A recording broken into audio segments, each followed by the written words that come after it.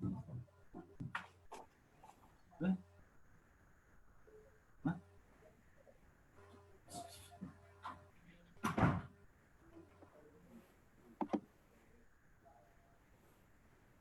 Well, gee, how how will we know?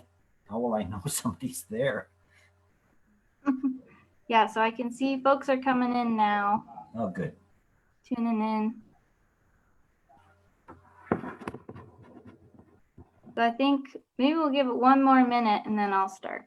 Yeah, I would give it a few minutes just because people have issues often linking, and I know when I tried to link up, it kicked me out and I had to start over. Okay, yeah.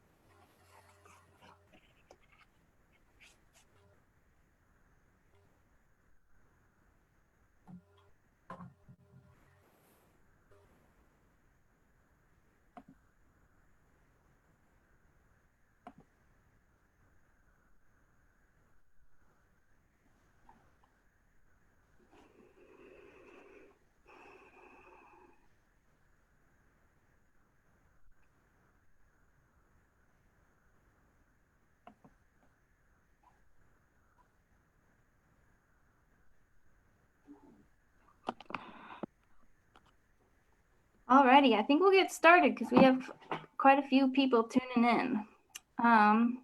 Welcome everybody to this virtual speaker event with Wenatchee River Institute. At any time, if you have questions, please type them into the chat or the comment zone on the Facebook Live video, and I will make sure to ask them at the end of Jon's presentation. I'm Rachel Bishop. I'm the Community Programs Manager at Wenatchee River Institute, and we are an environmental learning center in Leavenworth, and our mission is to connect people, communities, and the natural world. Our programs are looking a little different these days, but we are still working hard to connect all ages to the natural world.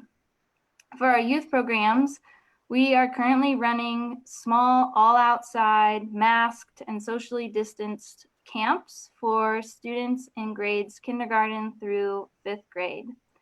And these camps are currently based off of a structure called Pay What You Can. We're trying to make these programs as accessible to all families.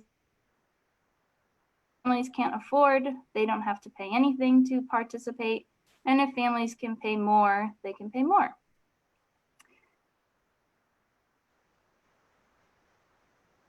Offering virtual field trips and other virtual online education. And our community programs look a lot like this, virtual.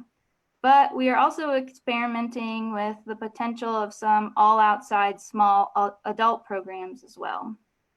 And before I introduce Jon, I just wanted to let you all know about some upcoming programs that folks might be interested in.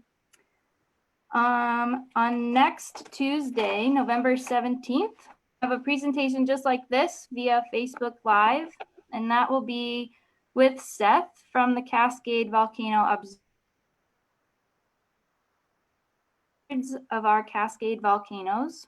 And fun fact, Washington has 4 of the 18 very high threat volcanoes in the nation, which are Mount Rainier, Mount Baker, Mount St. Helens, and Glacier Peak. And then we also have an Indigenous language class that starts at the end of November, and it's a 5-class series. And we're going to be learning the Inhampchine language, which is the native language of the Wenatchee people, who call the Wenatchee Valley their home. It's their ancestral land. And both of those things, you can find more information on our website by going to the calendar and finding the event. But I also highly recommend folks sign up for the e-newsletter. And there's a button that you can press on the homepage of our website, which is WenatcheeRiverInstitute.org. and we send emails every 2 weeks explaining different programs and that are coming up and updates that are happening around the organization. So I am going to introduce our speaker for tonight and then share my screen so he can start. So Jon Riedel is a geologist with the U.S. National Park Service at North Cascades National Park.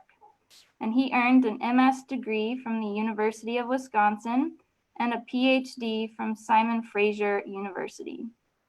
The focus of his research during the past 30 years is the response of Washington's glaciers to climate change, from the last ice age 30,000 years ago to the modern warming climate.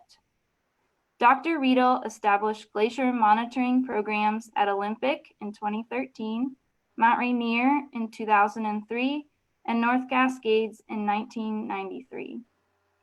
And he has more than 500 glaciers. Recent publications have quantified changes in volume and runoff from glaciers in several regional watersheds. Jon is also a founding member and president of the Skagit Climate Science Consortium, a nonprofit organization of 13 scientists focused on studying the impacts of climate change in Puget Sound's largest watershed and making this information available to local decision makers. So, Jon, I will share my screen and you can start. All right, thank you, Rachel. Can you hear me? Yes. Okay, so thank you to Wenatchee River Institute for inviting me here tonight to share this talk with you all. As Rachel said, I'm a geologist at North Cascades National Park, and I've spent my entire career in this region focused on the status of glaciers and also what they can tell us about climate change in the past. And so what we're going to do is, I don't have control of the screen, so I'll just ask Rachel to advance the slide by saying next. And then I guess you're going to type in questions in the chat room, which I'll address at the end of the talk. Rachel, is that right? Yes, that's right. Okay. So among many other duties I have with the Park Service, a big part of my job is monitoring glaciers in our national parks. And as Rachel said, I started this program at North Cascades in 1993. Moved it to Rainier in 2003, and then finally to the Olympics in 2013. And so what I want to share with you tonight is the results of some of that monitoring and some of the research I've done on the glacial history of this part of the world where we live. So next. I wanted to start out with a really simple definition of what a glacier is so that we're all on the same page. And a glacier is defined as a perennial body of ice, snow, and rock that moves down slope. And the two key words in this definition are perennial. These glaciers don't come and go year to year or even decade to decade. They persist for many decades at a time. And the other key word is move. And you can see in this image of Mount Riedel in the northern part of North Cascades National Park, these beautiful glaciers flowing off of Mount Riedel, and the movement of the glacier is expressed by cracks on the glacial surface. And we've all dropped ice on the ground before, and we've all noticed that it shatters when it hits the hard ground surface. Well, ice is brittle, and so as it moves, as it slides off of the mountainside, it cracks. And so this is one way we can tell really quickly whether we're looking at a glacier or a snowfield, the presence of the cracks or crevasses. And in the next slide is a cross-section of a mountain glacier. This is kind of a longitudinal cross-section. So we're looking into the side of the glacier, if you will, and it kind of shows in the dashed white lines, the flow lines that occur. And so the glacier also has these two parts. That has a zone, which we call the accumulation zone, where it has a net gain of snow through the year. And then at the lower part of the glacier, where it's warmer near the terminus, we have what we call the melt zone or the ablation zone, where there's a net loss from year to year. And so ice basically builds in the accumulation zone and flows down glacier and then up to the terminus And so it's kind of odd maybe to think of, but the oldest ice we often see right at the terminus because it's been buried at the top and taken this long journey down into the glacier only to emerge at the surface and melt. Next. So these glaciers that we have exist in this really delicate balance between winter accumulation of snow and summer melting. And so you'll hear me use the term or the phrase mass balance a lot in this talk. And when I say that, I'm just talking about the difference between how much snow the glacier accumulated in the winter and how much it lost the following summer. And that balance right now, we're getting, the glaciers are getting hit on both the winter side of the equation. They're getting less snow in the winter and they're melting more in the summer. And as you'll see in a few slides, the changes are pretty dramatic.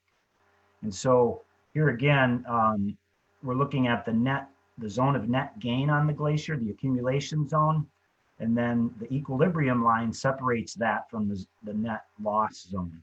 And so every year, these equilibrium line, or the difference between these two zones, changes depending on the weather. So if we get a really snowy winter and not much melting in the summer, the equilibrium line will be really low on the glacier, and the glacier will have done really well that year by gaining a lot of snow in the winter.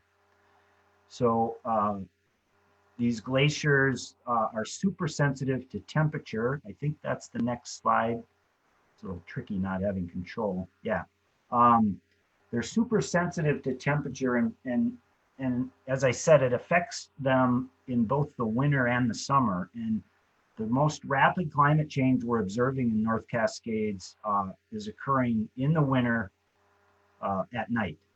So the coldest places, high in the mountains, the coldest time of year in the winter and the coldest time of day is when we're seeing the most warming.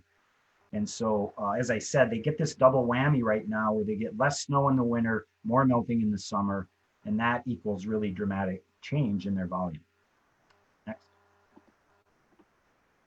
So this is the outline for the rest of my talk. And I wanted to start by elaborating a little bit on why we care about these glaciers. And I believe at last count, there are 742 glaciers larger than 1/10 of a square kilometer in the North Cascades. And so I want to talk about why we value them and then go on to talk about this photographic journey, what's happened in the last 100 years. We have these incredible photos taken, in some cases back in the 1920s, that we've paired up with modern photos. I then want to move to really our monitoring program and what the implications are for the loss of glaciers on water supply. And then the final part of my presentation, I want to switch gears a little bit and talk about how glaciers can tell us about the past and some projections for the near future for glaciers. Next. So as I said, we have a lot of small glaciers in Washington state. In the national parks, just about 500 glaciers. As I said, in North Cascades region, including the park and surrounding forest lands, there's about 742 glaciers. And so we have fairly substantial glacial resources that remain in these national parks. And these are iconic features of our mountains, whether it be Rainier or Mount Olympus or many of the peaks in the North Cascades. The glaciers are really a defining feature of this place. Next.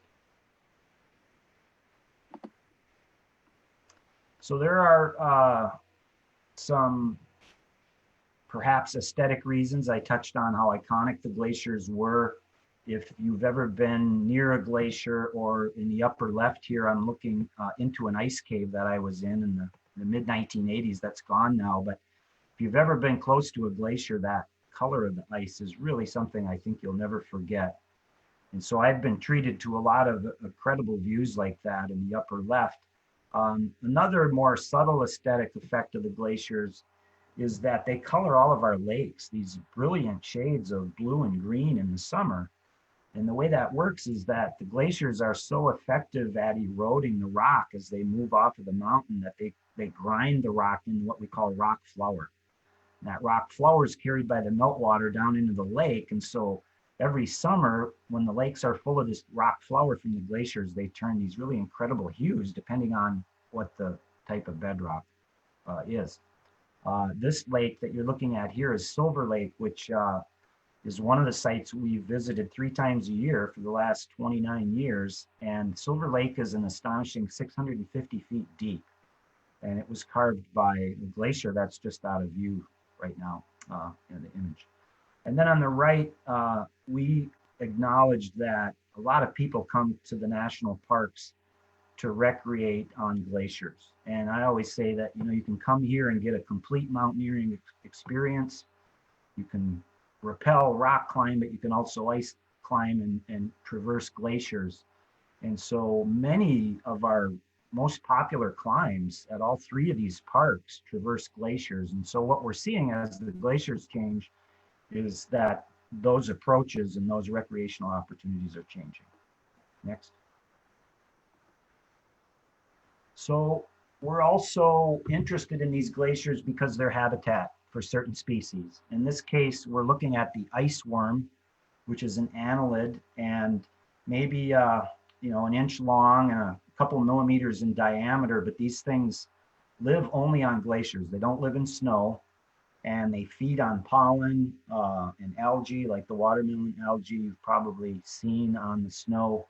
And so there is a glacial ecosystem, and we know very little about it. But next. A few years ago, I found myself on Noisy Glacier in late in the evening, about 7:30, 8 o'clock when this image was taken. And we're usually not out that late. We try to be in camp by now, but I was witness to this incredible movement of ice worms to the surface of Noisy Glaciers on this evening in 2017. And the ice worms are super sensitive to sunlight at high elevations, so they go down into the glacier during the day, but as soon as the shadows fall or the clouds come over, they come up to feed. And so being a scientist and having some extra time, I had to try to count the ice worms. So next slide, I laid out a meter square and counted 800 ice worms per square meter. And just doing the math of the area of Noisy Glacier, I estimated there were about 400 million ice worms under my boots that day, which was really mind-boggling to see and to contemplate. Now, I give a fair number of talks, and I had a grade school student ask me how big of a ball of ice worms that would make. And so I asked math teachers to help me with that. And it turns out it's around 30-foot diameter ball of ice worms on the glacier that day. But it's not just the ice worms and the algae. We have species that come to take advantage of the ice worms, such as the black-capped rosy finch here, which comes out in the afternoon or when the clouds come to gorge on the ice worms. So we don't know a lot about the food webs high in the North Cascades, but we know they're interconnected with the glaciers. And so that's another reason why we care about them. Next. So another reason we care, and I'll come back to this at the end of my talk, is the glaciers give us a real incredible opportunity to understand climate change in the past. And so here we're looking at an image of Easton Glacier and what we call the forefield, or the area below the glacier. You can see real clearly the footprint that this glacier left. Only about 105 years ago, there was a photo taken and this whole valley was filled with ice in front of you. So you can see from this image that the glacier has changed, but you can also see how powerful it was at changing the landscape. And I'll come back to this at the end of my talk to talk about the deeper past of glaciers in these mountains. Okay, next. So probably the main reason we care so much about the glaciers, though, is that they provide vast amounts of cold, fresh water to our rivers and lakes. And they do it in the late summer, right, and early in the fall, when the snowpack is melted away. And thank goodness we get very little rain in this part of the world in the summer. And so we say that the glaciers provide buffering capacity, right? They protect our rivers and lakes from droughts, whether they be a summer drought from a really dry winter or decadal droughts, which we know have occurred here in the past. And so when I get into the monitoring in the third part of my talk, we'll talk an awful lot about the water part of it. Okay, next. And so I've always believed that the reason why Skagit River hosts all 5 native Pacific salmon is because of the protection, the buffering capacity, the insurance, if you will, that the glaciers provide. And so it's the only major river, it's the largest river flowing into Puget Sound, but it does host all 5 species of Pacific salmon. And so, again, I think that's tied to the stability that the glaciers provide. Next. Okay, so I want to move now to this, this brief discussion of change in glaciers in the last 100 years. And this is going to be a little bit of a photographic journey through the 3 parks with a dozen or so examples. And I want to give a shout out to the photographers. And the first is Austin Post. And this was a USGS geologist photographer in the 50s and 60s who did this incredible inventory of glaciers with photographs. And so Austin flew up and down from Alaska to California, photographing glaciers. And I have a good friend, John Skurlock. Some of you may have heard of John. He's another pilot photographer, and he's been rephotographing some of the glaciers that Austin took pictures of 50, 60 years ago or more. And so I owe a huge debt of gratitude to these 2 scientists, these 2 colleagues. And so keep them in your thoughts as you see these incredible images. Okay, next. So we're starting out in North Cascades National Park. This is Banded Glacier. We're looking to the south and east. Mount Logan is up on the right there.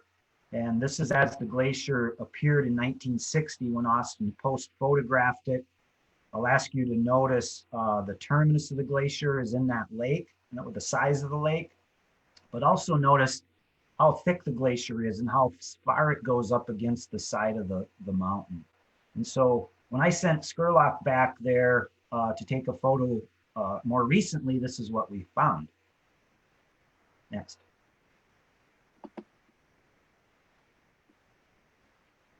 So you can see the glacier has melted back dramatically. There was just that kind of the closest third of the lake was all that was exposed in 1960. But you can see the glacier is completely melted away from that, the side of the mountain on the left there. And the reason that the ice is gone there, but still hanging in there on the right, or your right, is because of the shadows of that mountain. And so this really illustrates well, and you'll see this in a number of these photos, that any little bit of protection these glaciers get in terms of shadows from the sun makes a huge difference in their mass balance and how much snow they can hold through the summer. Okay, next. So this is another place. This is just outside of North Cascades National Park, South Cascade Glacier. And in this case, we found this incredible photo taken in 1929 by a Forest Service employee, a pilot, obviously, Laj Vernstead. And so he's looking at South Cascade Glacier from north to south here, and you can see that glacier fills the head of that little valley there on the Pacific Crest. Next. So at the time Post photographed it, the glacier had exposed most of South Cascade Lake, you can see in the foreground there, and it thinned pretty dramatically, exposing that ridge on the right side of the glacier. And you can see really clearly the equilibrium line here, the difference between the gray ice and fern and the white snow above it. But when the next slide, Skurlock went back in 2016, boom, the glacier has melted away from the lake. You can see the sunny west side of the valley is losing its ice a little faster. And if you look further up the glacier, you can see how the snow is hanging in there in the shadows on the upper part of the glacier on the west side. So this is a pretty common tale in the mountains. We're losing glaciers and gaining lakes. Next. So just one example from Mount Rainier, the Nature Conservancy paid a photographer, Jon Riedel, about 3 years ago to rephotograph some of these images from lookouts at Mount Rainier. And this is the one I threw in of lower Cowlitz and Ingraham glaciers from 1934 as seen by Clisby. And next was Jon Marshall's photograph in 2017. So pretty substantial loss of ice in that image on lower Ingraham and Cowlitz. Next. So now moving across Puget Sound, a few examples from the Olympics. This is Lillian Glacier, another really rare old photograph that we don't know who to credit to. But this was the glacier in 1905. Next. By 2010, it was pretty much gone. And so melted completely away. I wish I had a cursor or a pointer. I could point some things out for you guys. And I also wished my lapse dissolve was on because it adds a little bit of drama to the change in these slides. Next. So this is Anderson Glacier now, 1936 as photographed by Curtis. And the next image is 2004 by Adams, and you can see another lake has popped out and the glacier is completely melted away from this area in front of the camera. And then by 2000, I think 15, the next slide is next. Yeah, so that glacier is pretty much gone. So 100 some years, or not quite 100 years in this case, Anderson Glacier disappeared like Lillian. Next. And then another example is Ferry Glacier, again by Curtis in 36, what it looked like. And then in the next slide, boom, same story. Glacier gone, new lake. Next. So we put all this information together, and this is using old maps, old air photos to go back in time. The last 100 years, we figured that the North Cascades have lost about 53% of their glacier area. That's very comparable to the Olympics, but you'll notice Mount Rainier and Mount Baker aren't doing quite as poorly, but those are also much higher mountains. So Mount Rainier extends to over 14,400 feet, and Baker over 10,700. So they have the advantage of existing in a colder climate at the accumulation zone of these glaciers. Further south at Mount Adams looks a little bit more like the Olympics in the North Cascades. Next. Okay, so I'm going to move on now to really the heart of this presentation, which is the results of our monitoring program and the implications of that loss of glaciers that I've showed you for summer water supplies. Next. So I've talked a lot in the last 15 minutes about change in glacier area, but of course there's a third dimension to the change in the glaciers, and that's in their thickness. And this is where we get into volume change. So it's really easy to use air photos or old maps and trace the outline of the glacier and do that and see how the glacier area has shrunk. But what's really critical for our water supplies is changes in volume, that third dimension of thickness. Next. So, when we started these monitoring programs, Rachel and I both mentioned it, the colored dots are showing you the 8 glaciers that we visit 3 times a year. And we visit them to measure how much snow they accumulate in the winter and how much they lose to melting in the following summer. The red dot is North Korate Glacier. In the interest of time, I'll focus on the data from there. And then the green dot, excuse me, is South Cascade Glacier, which is where I learned how to do glacier mass balance from the USGS. South Cascade is what's known as a benchmark glacier. So the USGS has been monitoring it since the 1950s. Next. So there are images of these 8 glaciers that we visit 3 times a year. All incredibly different every one presents a different challenge. Each one is certainly quite unique in how it responds to climate. And huge differences between the glaciers in the Olympics and that really hyper maritime climate and those on the east side of the Cascades, and even more so the glaciers on Mount Rainier. And I'm not going to talk a lot about Mount Rainier tonight, but I'll say that it's very difficult to monitor the glaciers there. You can see on these images, Nisqually and Emmons glaciers, the lower parts of the glaciers are covered in rubble from rock avalanches. And if you put more than about 6 inches of rubble and dirt on a glacier, you'll dramatically decrease its rate of melting. And so you add that to just how inaccessible parts of Mount Rainier are and how dangerous it is. And it's a tough place for us, I'll have to say. So next. So what we try to do with these 8 glaciers is, these are the 2 critical visits in the spring and in the fall. We usually go in mid to late April when we figure the snow fall season is ending and the melt season is about to begin on these glaciers. And we do a couple of different things. We use an old tank antenna from a Sherman tank from World War II as a probe to probe through the winter snowpack. And when we hit what's shown here, that bluish layer on the glacier, the ice, the probe won't penetrate that. So we can really quickly, by ramming this probe down through the snowpack, measure how much snow the glacier accumulated. And then we extract a core, a tube, if you will, of snow and measure the density, because we really want to know the water equivalent, not just how thick the snow is or how deep. The other thing we do in the spring, it's critical, is we place these melt stakes. And these stakes go from the top to the bottom of the glacier, and they serve as our reference so that we can come back through the summer and see how much of that snow and the ice beneath it melted in the summer.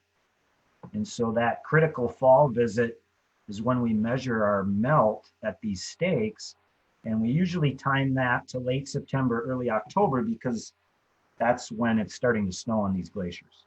And so by timing these visits, we're trying to get at these times of maximum and minimum volume of the glacier so that we know how much water it gained and how much it lost. And the turnover is really staggering on these glaciers. We often are measuring 20 to 30 feet of snow that's accumulated in the winter, and we're measuring that much melt that occurs in the summer. And so sometimes people will ask me, well, gee, how old is the ice in these glaciers? It must be really, really ancient. The answer is probably not. The ice in the glaciers, in some cases, may be several hundred years old, but it's unlikely we have ice that's many thousands or tens of thousands of years old, because it just turns over too fast. Next. So just some images of our gear. Joni's using that Sherman tank antenna in the upper left. Mike in the upper right has our non-lightweight snow core. I'm in the lower left carrying the steam drill. This is a specialized piece of equipment that we purchased from I almost said West Germany, from Germany to drill. And you can see Mike in the lower right image. The steam drill is essentially an aluminum boiler that produces steam at about 25 psi. It goes through this radiator hose that's about 15 meters long. And we have a rod and a brass nozzle on the end of that. And it's quite efficient. We can melt a whole, 10, 15 meters down into the glacier in less than a half hour. And as I said, we need to put the stakes in that deep because that's how much melting we have. Next. So here's an image of North Korate Glacier looking from east to west. And the numbers just show where we put these stakes, these melt stakes, and where we take our winter probes. And so we want to put these stakes at the highest, coldest, wettest part of the glacier, where stake 1 is, as well as all the way down to stake 5, where it's the warmest and where the most melting occurs. And so these, you'll see these stakes shown in a chart here in a second. I'm going to show you a series of data charts now. Next. So we're looking at 4 glaciers in the North Cascades, but I'll draw your attention to the lower left because that's North Korate Glacier. And so each one of those colored lines represents the data over, this is through 2019, so 27 years, what's happened at that stake in terms of gain or loss. And so I've circled 0 there, which is the equilibrium line. Remember, that's where the balance is 0, where the glacier gets just as much in the winter as it loses in the summer. And you can see that the upper 3 stakes on North Korate are just hovering around that 0 line. And that's telling us that this glacier really isn't building a lot of mass anymore. The other side of the story is at the 2 lowest stakes, 4 and 5. And there, this is looking at cumulative balance again. It's over 27 years. At stake 5, we've lost over 80 meters to melt in those years. And so to try to bring it back together, these North Korate or none of the glaciers you're looking at here is getting enough snow in the winter to balance the summer melting. And so that's why they're shrinking so dramatically. Next. So here's another chart for North Korate. In this case, we're looking at the 2 seasons of balance, right? So on the blue bars in this chart are showing us how much gain there was in the winter in meters of water equivalent. Now, the numbers on that vertical axis are small, 1 to 5, but they're averaged over a glacier that might be 5 square miles in area, like Emmons. And so it's actually huge, huge quantities of water these glaciers are accumulating in the winter. And so again, you'd have to multiply that balance by the area of the glacier. So on the negative side is the summer balance, and that's negative because it's a net loss of material to melting. And then the purple shows the difference, right? So you just subtract the summer melting from the winter. And if you had more summer melting, like that first year, 93, almost a meter more, you get a mass balance of -1 on that glacier.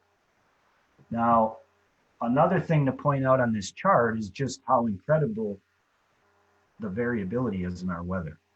When you get years like 97 or 99, we'll get 200% of normal snowpack, twice of a normal snowpack. We'll get other years where you'll get 1/3 of that or less, 1/4 of that.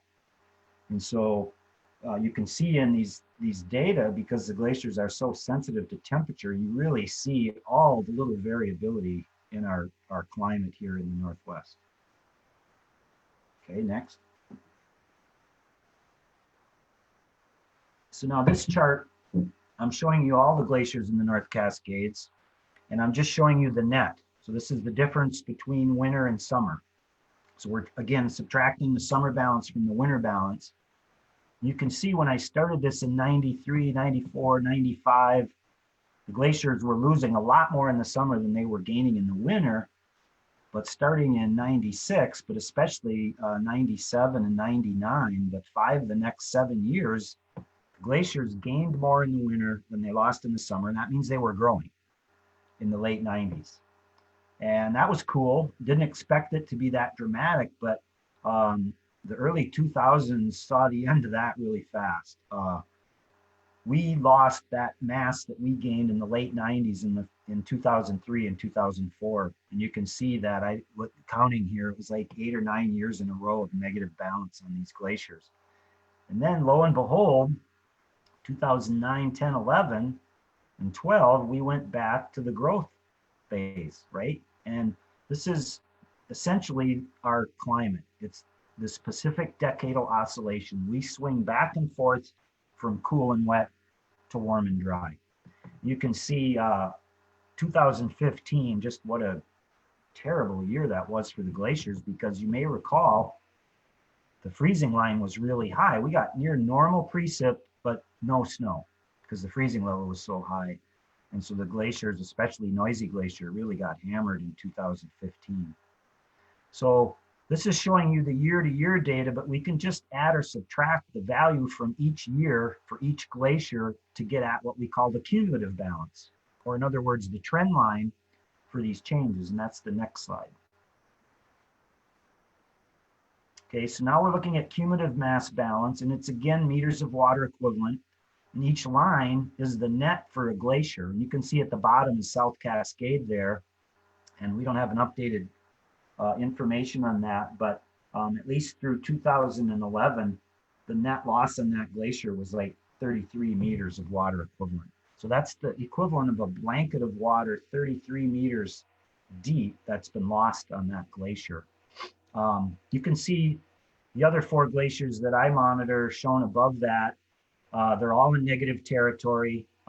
They all are doing a little bit differently depending on how high they are, how far west or close to the ocean they are, what side of the mountain they're on. You can really see here in this data the Pacific Decadal Oscillation, this swing from cool, wet to warm, dry. And it's been suggested recently that our glaciers no longer really respond to the Pacific Decadal Oscillation because it's gotten so warm. Next. And so then just to show you where we fit in the global picture here, again, cumulative mass change in meters of water equivalent on the vertical axis and then time on the horizontal. Western Canada and US in orange, the bottom of this curve. And then the star is about where we are in the North Cascades. So we're doing a little better than most of Western USA, but we're not doing so well when we look at most of the other mountain ranges in the world. And so this is the global pattern of loss from of these alpine, or if you will, these mountain glaciers. And you know, there's a lot of variability, but they're all of these glaciers that are monitored by the World Glacier Monitoring Service, where all our data goes, are in pretty negative territory. Okay, next. So what we do with this information is look at a watershed. And we know how many glaciers are in the watershed. We know how fast they're melting. And so that gives us an opportunity to look at how much water the glaciers deliver to this river, in this case, the Skagit Basin, every summer, and how it's changed. And so the Skagit River, as I mentioned, is the largest draining into Puget Sound. It's about 8,000 square kilometers. And that last count in 2015, it contained 377 glaciers. Next. So what we've learned is that we did this study from 1959 to 2009, that the Skagit Basin has lost about 12.4 square miles of ice in combined area from 59 to 2009, 50 years. And that's about 19% loss. Next. So we were able to use our glacier monitoring data to determine that the amount of glacial meltwater at concrete, which is on the lower part of the Skagit River. I should have showed you where the gauge was, but all the glaciers in the Skagit are above concrete. And so the glacial contribution has declined about 24%. And I say in the last 30 years because from 59 to 76, we had pretty cool wet weather. There was very little glacial loss then. So it's really the last 30 years from 77 through the next 3 decades. That loss is equal to about 800 billion gallons. And remember, this is how much more summer melting there has been than winter accumulation. So this water is lost. It's in Puget Sound now. And as it turns out, for Skagit County, at our current use for all purposes, fresh water, it's about 100 years of water supply that we've lost in 30 years. And so we're losing that buffering capacity. We're losing that protection that the glaciers provide to our lakes and streams, and certainly our anadromous fish runs. Okay, next. Just to touch on what's left in the Skagit, you can see this is a map showing the outline of the watershed, and all these subbasins are in these little polygons. You can see a lot of the Skagit is in white, the lower Skagit and the northeastern Skagit with no glaciers. And then a large part of it is less than 3% cover. But we have 3 really strong core areas in the Skagit watershed that have 6 to 16% glacial cover. And those are Mount Baker volcano, Glacier Peak volcano, and then Thunder Creek, which is in North Cascades National Park, sits in this really sweet spot where It's got a little bit of the east side continental climate, but it gets enough of the west side maritime climate moisture to really feed its glaciers. And so Thunder Creek is the most heavily glaciated watershed in the lower 48 states. As we speak tonight, it's about 12% covered in glaciers, which is pretty substantial. So we still have these core areas, but you can see from this map with the gray that a lot of the Skagit watershed is going to be devoid of glaciers before long. Next.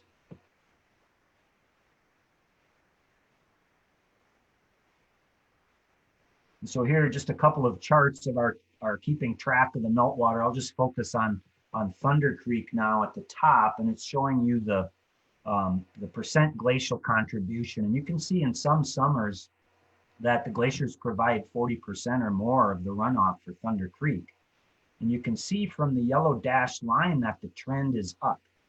And so what's happening in Thunder Creek is that the climate warms, the glaciers are melting faster, and so they're producing more water. But that's not happening in the Skagit at a bigger scale because the relative contribution or volume of glaciers is so much smaller.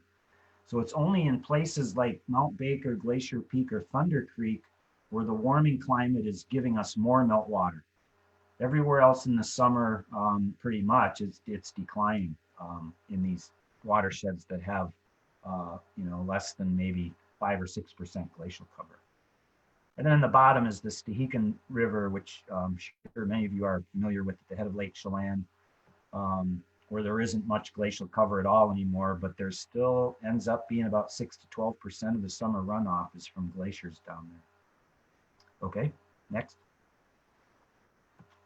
So then hopefully you can see this. It's the writing's a little small for me, but this map is showing you the amount of glacier coverage in the range of Pacific salmon. And I've circled Puget Sound there at 0.6% glacial cover. And as we talked about, we have parts of this Puget Sound watershed that are much higher than that, like Thunder Creek at 12%. But you can see to the south of us, it's in Oregon and California, it's pretty much over. And the Columbia at 0.3% and the Washington coast at 0.2 are getting perilously close to losing their glaciers and that buffering capacity to our summer drought. Okay, next.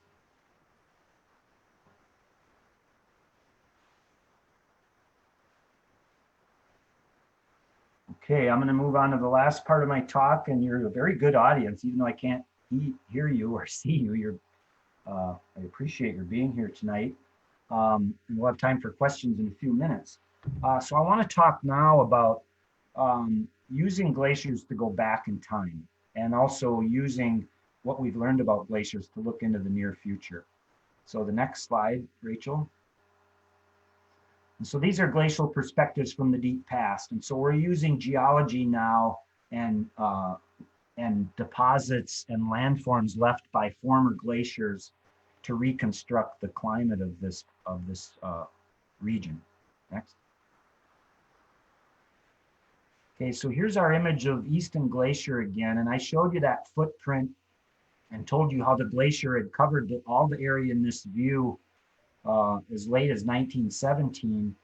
And these ridges that were on the edge of the glacier, ridges of gravel and rubble and boulders that were piled up, are called moraines.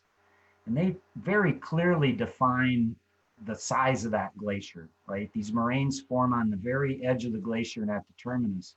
And you can see on the right side of this image, I've pointed arrows at a number of different moraines. And so what we have here is a really nice long history. And when we look in the moraines, and we usually look on the inside because it's raw and eroding instead of the outside of the moraine is vegetated, what we actually see are layers of sediment. And so these moraines weren't built by one advance of the glacier, they were built by many advances of the glacier. And we really focused this research on Mount Baker and Mount Rainier because the glaciers there are big enough that when they advance off of the mountain, they overrun forests, right? So they extend below tree line. And so what that does is the glacier comes down It leaves a layer of this rubble, or glacial till we call it. It retreats, a forest grows on that rubble. The glacier advances over it and buries the forest, only to retreat again, exposing a new layer of rubble that grows a forest, and so on. And so we've been radiocarbon dating these buried forests on Mount Baker and Mount Rainier to reconstruct the climate history of this part of the world. Next. And so this is what a buried forest looks like up close. You can see on the left with the ice axe for scale. Pretty good sized log buried there. There's another one down in the left center.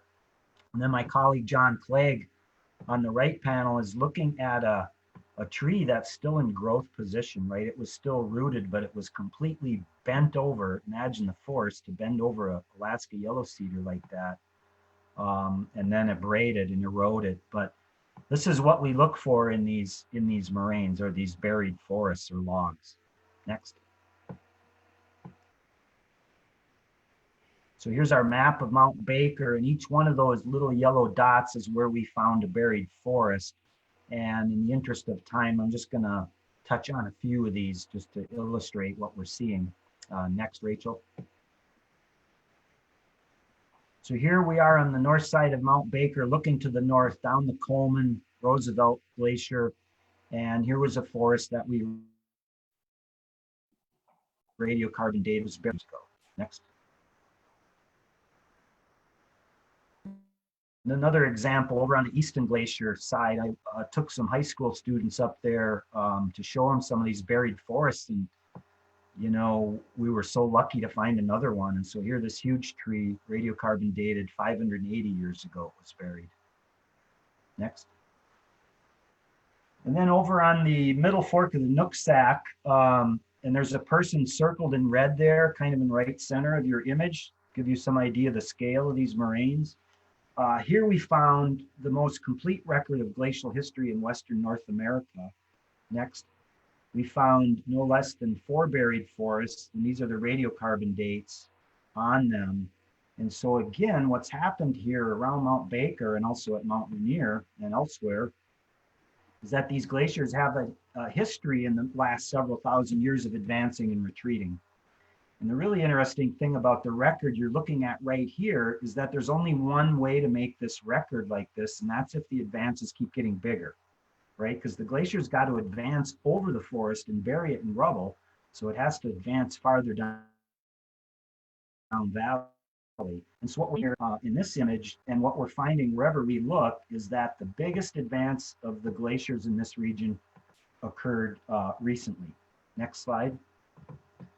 And this period is known as the Little Ice Age. And so this extends from about 1300 or so to 1900 AD. And so each one of these letters represents a different glacier in this region and when it reached its maximum extent since the last ice age. So that's its maximum extent in 11,500 some years occurred only as these glaciers. And I'll touch on why that's important in a second. Okay, next. And so take a little explaining on this chart that I made. This is the general pattern of glacial activity that we've uncovered in the past 8,000 years. And so we start on the left at about 8,000 years ago, the Holocene thermal maximum, when the Earth was tilted more towards the sun and our summers were longer and warmer. And, you know, these changes in the tilt of the Earth's axis take about 41,000 years. And so 8,000 years ago, it reached its peak. Our summers were the warmest. And so for the next 20,000 years or so, we're going to gradually be losing the length and the intensity of our northern hemisphere summer. I mean, that's just basic Earth-Sun relations. And so remarkably, what we see in the glacial record is this. We see these periods of advance, which I've named the Garibaldi, the Dome Gamma, Burroughs-Tiedemann, the first millennium AD, and then the Little Ice Age. And so in this chart, the further down we go, the bigger the advance was. And so you can see that for every one of these sites we're looking at, the Little Ice Age advance was the biggest. And the reason is that the glaciers are showing us this very, very slow, but powerful nonetheless change in our Northern Hemisphere climate as our axis tilt changes. So here's another great example of just how sensitive these glaciers are to temperature and changes in climate. And what we're learning from this information is, we're finding these trees, stumps, Native American artifacts melting out of glaciers. And what this data is showing us that we've melted the glaciers back to probably where they haven't been for several thousand years. We don't have an exact date on that, but probably 2,000 to 3,000 years we've melted back that far. And we've done it in about 100 years. Okay, next. And so just, some of the evidence that's coming out of the glaciers, this is a global phenomenon. We recovered a basket in the Olympics that was radiocarbon dated 3,000 years ago. They found a 3,300-year-old boot melted out of a glacier in Norway. These 4,100-year-old native artifacts, including a spear and a scraper and a few other implements from the Yukon. And then, everybody I think has heard of this story of Itzy the Iceman. In Austria, they found a few years ago who had melted out of the glacier and had been there, they think, for 5,000 years since the Bronze Age. So it's not just the changes in glaciers. There's a lot of other evidence pointing to the fact that the glaciers now are smaller than they've been for thousands of years. Next. Okay, and so the near future. I've participated in a research project with the University of Washington doctoral student, Chris Franz. And what we did is built this sophisticated computer model with glaciers in it. And then Chris was able to run that model into the future with different climate change scenarios and predict what would happen with our glaciers. So next. The next shows you the results of Chris's dissertation. And so each set of colored lines represents a different valley or a different place in the Northwest. And so we'll look at Mount Rainier in the upper part of the chart now. And so we're looking at change in glacier area relative to 1960 as it changes over time. And each valley or place has two lines. One, the solid color is the more optimistic carbon dioxide scenario, and the dashed line is the more pessimistic scenario. And so you can see it makes a big difference at Mount Rainier, whether we control CO2 or not, according to Chris's modeling effort. And I should say that this was a really well-calibrated model. Chris was able to go back in time and reproduce what we've observed with the glaciers. But you look at most of the Northwest, from Mount Hood to Thunder, Hoh River, Cascade, Staheken, and at present rate of change, many of these places are going to lose their glaciers somewhere after the next turn of the century, excuse me, around 2100. But again, there's a lot of uncertainty in this, and it really makes a big difference where you are in relation to the Pacific Ocean, how high your mountain range is in terms of what the future of the glaciers will be. Okay, next. Okay, so I hope you've gained an appreciation of why these glaciers are valuable, whether it's recreation, aesthetics, salmon, the charismatic ice worm, or water supplies. There are a lot of reasons why we care about these glaciers and why the National Park Service has invested so much in keeping track of them. Next. And that's my last slide. So Rachel, you have some questions for me? Yeah, thanks, John. And there's a little bit of delay with what's actually live to what's on Facebook, so we'll give folks some time to type in questions, but we do have some. Okay. And the first one I'll ask is, so all this data that you shared with us, we're curious what it's being used to inform and what decisions are being made with the data that you've collected. Right, good question. I mentioned the World Glacier Monitoring Service. all of our data goes to this United Nations funded group that keeps track of glaciers globally. So in that way, our data is going to inform global climate change models. And the more regions they have with glacier records like this, the better calibrated these models are, and the better they can predict what's going to be in the future. Another really important way we're using the data is to manage water supplies. I get some support from the hydro utilities like Seattle City Light and Chelan PUD for monitoring these glaciers because they recognize that the glacier melting fuels their industry, their hydro industry. And so those are two of the main things. We're also using it too to understand how things are changing up in the mountains in terms of these glaciers are melting away so fast that we're exposing fresh new landscapes. And so these are really opportunities to study how things change as climate changes.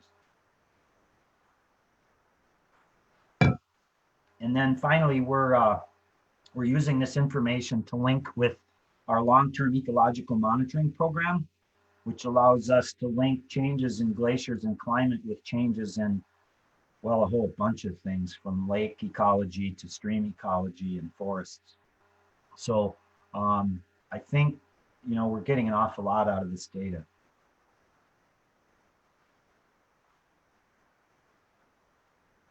Yeah, thank you.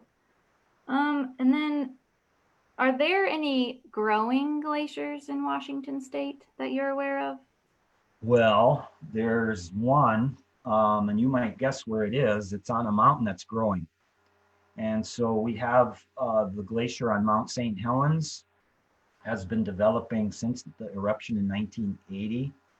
And so that dome that's growing in the crater of St. Helens is lifting that mountain higher. And as we know, the higher up we get in the atmosphere, the colder it gets, and at least up to a certain point, about 9,000 feet, the wetter it gets. One of the interesting things we've learned at Mount Rainier is that when you get above about 8,000 or 9,000 feet, it actually starts to get drier.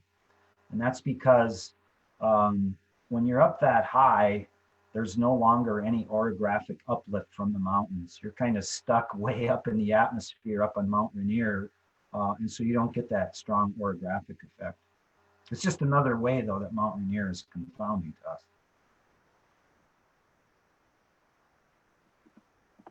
Great.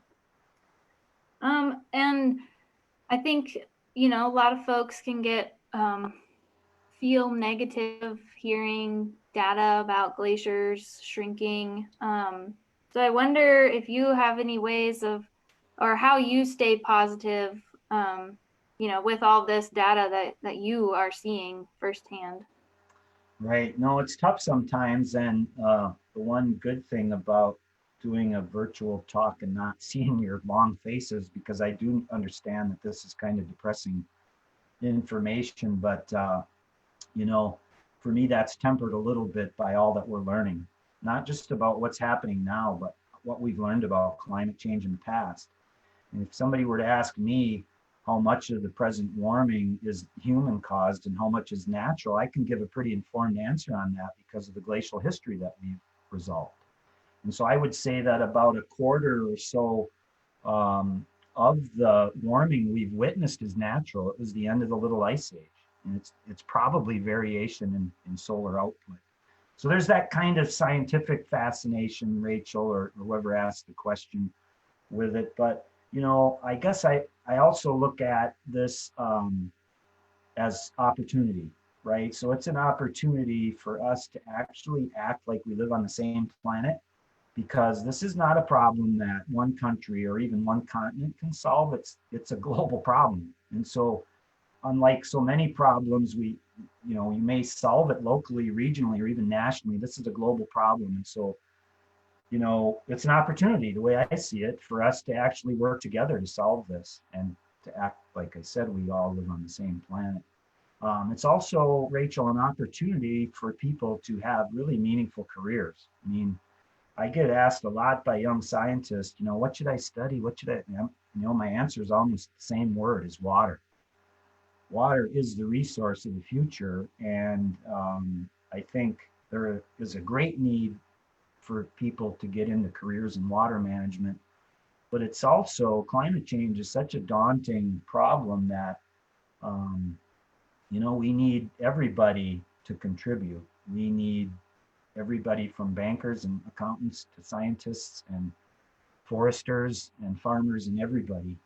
And so it's an opportunity that way. I see it.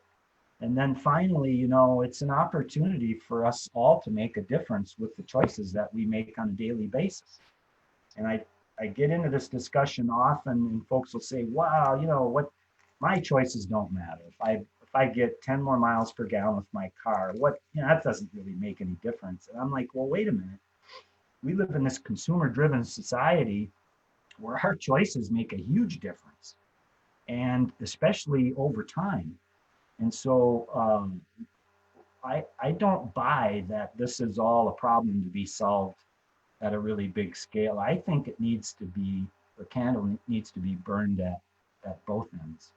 And we need, to think about our personal choices, but also our choices as a nation or as a planet.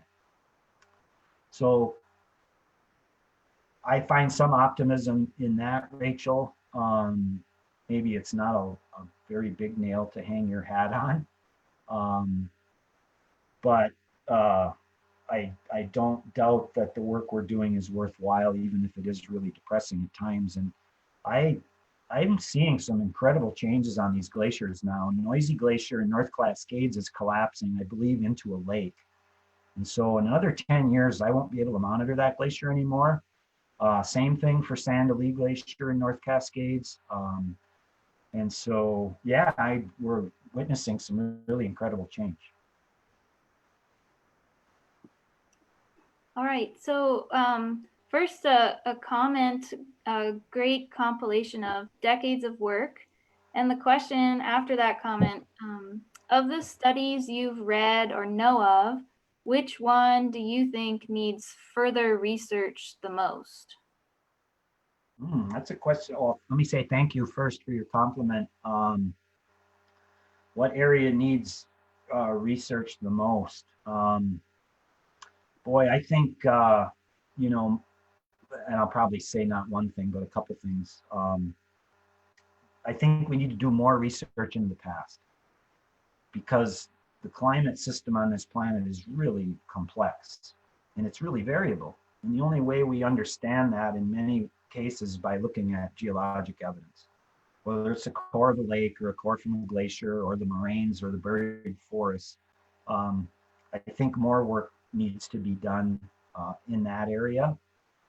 I think, it's a little maybe off topic, but there are so many other areas in terms of climate understanding where we could go, and the world's covered in 3/4 in water, but we know in some cases more about the moon than we do our own oceans. And so understanding what's happening with the oceans is a huge, huge missing piece to this climate change puzzle. Great. All right, another question. What is your favorite glacier? I would have to say Redoubt Glacier by Mount Spicker, just because I did my master's thesis on that glacier. And it's really one of the most beautiful parts of North Cascades National Park. You have to come in through Canada, so it's a bit of a chore. But yeah, Redoubt Glacier, definitely. Seems like you probably have a pretty unique perspective of the North Cascades National Park compared to many others. Yeah, I've been pretty lucky, Rachel. I'm going on 40 years here now and starting to wind down, but I've been pretty lucky. I've seen an awful lot of really, incredible stuff scientifically, but also really inspiring, cool stuff personally. So yeah, I've been lucky for sure. Great. Well, let's do a last call for questions. We'll just, with that sort of lag of time, give folks a little bit of a moment to type if they have any more questions. But Jon, thank you so much. This was a wonderful presentation. And I agree with Kyle's comment about an amazing compilation of decades of work. Well, thank you for inviting me. I wish it could have been in person, but maybe next year. Yes, definitely. All right, we have one more. Thanks for all of your work. How many folks make up your monitoring team? And when do you start getting out in the spring? Okay, good questions. We try to get out at Mount Rainier in the first week of April because the glaciers extend to such a low elevation there. They start melting really early at Mount Rainier before they do in North Cascades. And so this is a team effort. Your question, whoever asked it, was right on with asking because I have one person that's full-time dedicated to this glacier monitoring program. I have 3 other people at North Cascades that contribute to the field work. I have 3 people at Mount Rainier that contribute to the field work, including a climbing ranger. And then I have 2 people at Olympic. So it's a real team effort. It's, you know, and it's really all about logistics. Getting to the glaciers and getting back safely is a really big undertaking. And, you know, we're stretched really thin right now. With the team I have, I don't think I could do another glacier, honestly. Eight, you know, I haven't figured out how to be 2 places at once, much less 8.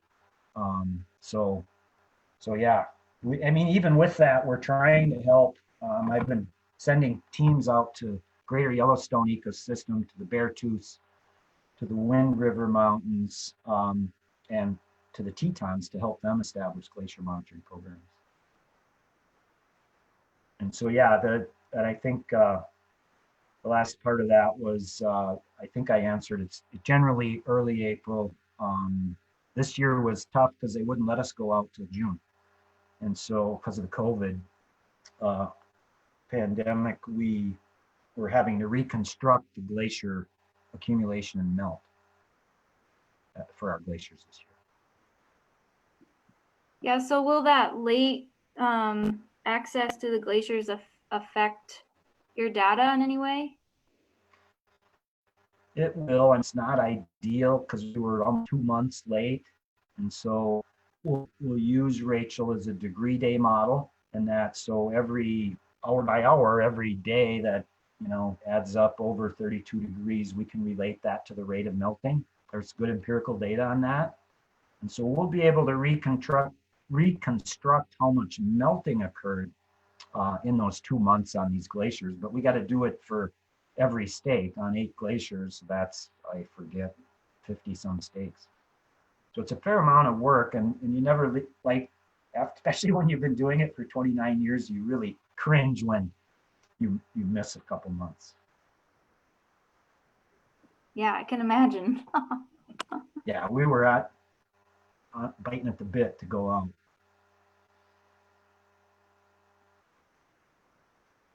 Seems like that's all the questions from the audience for tonight. Once again, thank you so much. This was really great. I really appreciate it. And I do agree, hopefully sometime next year we can have you out in person. That'd be awesome. Yeah, it'd be nice to meet you and some of your Wenatchee River Institute folks. So thanks again for inviting me. I appreciate it.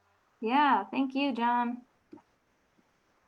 And then Rachel, let me know how many people. My boss always asks me how many people I reach. So if you have any idea, just you can send me an email or something. Yeah, I will. Yeah, and thanks everybody for tuning in. Just another reminder, if you're interested in other programs at Wenatchee River Institute, great ways to head to our website, check out our calendar, follow us on social media.